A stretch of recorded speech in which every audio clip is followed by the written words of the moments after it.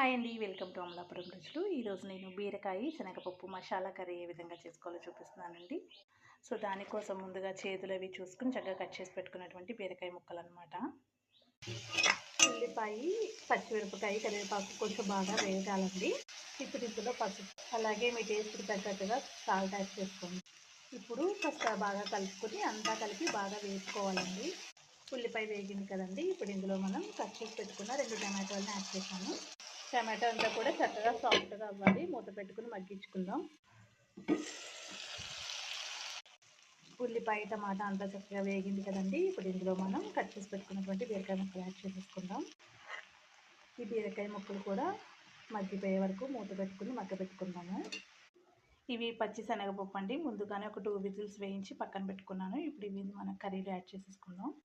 బీరకాయ అంతా కూడా చక్కగా మగ్గిపోయింది కదండి, ఇప్పుడు ఇందులో మనం ఈ శనగపప్పుని యాడ్ చేసేసుకుందాం. ఇప్పుడు ఇందులో మన టేస్ట్కి తగిన విధంగా కారం యాడ్ చేసుకుందామండి. నేను 2 స్పూన్స్ యాడ్ చేస్తున్నాను. ఇప్పుడు మనం ఇదంతా బాగా కలుపుకొని మొత్తం కూర అంతా కూడా దగ్గర పడేలాగా చేసుకోవాలి, అంతేనండి. ఇప్పుడు ఇందులోకి గరం మసాలా పొడి యాడ్ చేస్తున్నానండి.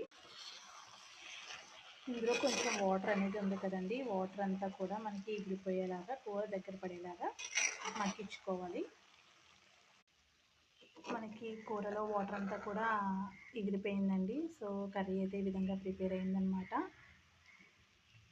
చూస్తున్నారు కదా, బీరకాయ శనగపప్పు మసాలా పెట్టి వండానమాట. చాలా బాగుంటుందండి టేస్ట్ అనేది. మీకు ఎన్వి ఐటమ్స్ ఆ టేస్ట్ అనిపిస్తుంది. నిజంగా మనకి తినేటప్పుడు చాలా బాగుంటుంది.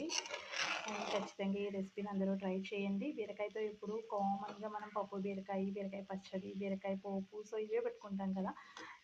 శనగపప్పు వేసి ఈ విధంగా మసాలా వేసి వండండి, అద్భుతంగా ఉంటుంది కర్రీ అనేది. మళ్ళీ మంచి రెసిపీతో మీ ముందు ఉంటుంది మీ అమలాపురం రుచులు. Please like, share and subscribe. Thank you for watching.